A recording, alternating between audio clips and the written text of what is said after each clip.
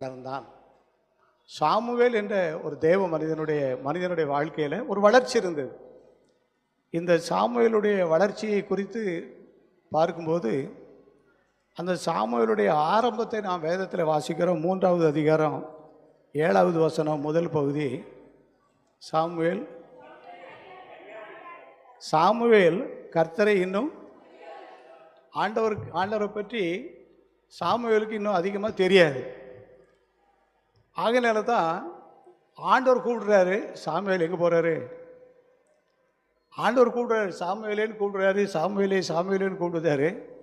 ஆண்டவருடைய சத்தம்னு சொல்லி தெரியாமல் அங்கே இருந்த ஊழியர்கிட்ட ஓடி, ஐயா கூப்பிட்டீங்களே, என்ன விஷயம் அப்படிங்கிறாரு. ஊழியிட்டு போகிறது தவறு இல்லை, நல்லது தான். இருந்தாலும் யாருடைய சத்தம் இது என்று அறியக்கூடிய முடியாத அளவுக்கு சாமுவேல் இன்னும் கர்த்தரை அறியாதவராக இருந்தார். கர்த்தரை இன்னும் புரியாதவராக இருந்தார்.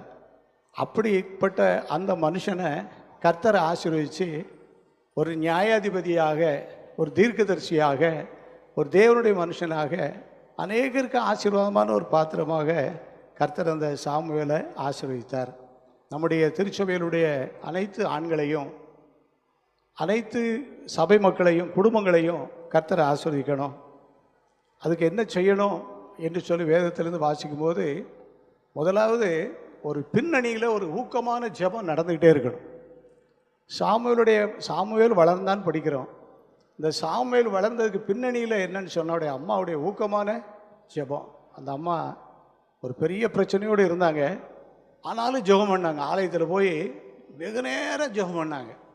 இன்றைக்கு திருச்சபையில், குடும்பங்களில் வெகு நேரம் ஜெபிக்கிற மக்களாக நம்ம எல்லாரும் என்ன செய்யணும்? மாறணும்.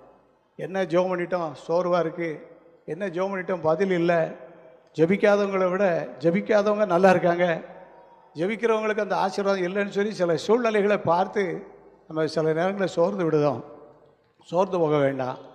ஆண்டவர் நாம் வேண்டுவதற்கும் நினைப்பதற்கும் மேலான பதிலை கட்டாயம் நமக்கு தருவார்.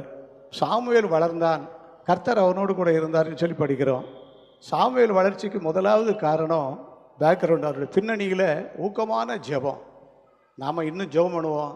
ஆண்டவர் பெரிய மாற்றத்தை கட்டாயம் செய்வார். இன்னும் அதிகமாக ஜெபம் பண்ணுவோம், இன்னும் அதிகமாக ஜெபம் பண்ணுவோம்.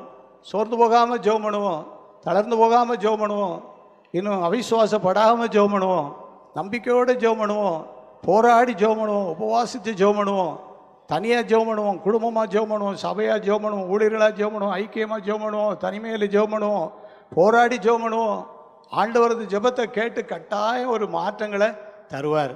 சாமுவேல் என்ற ஒரு சகோதரர் அல்லது ஒரு ஊழியர்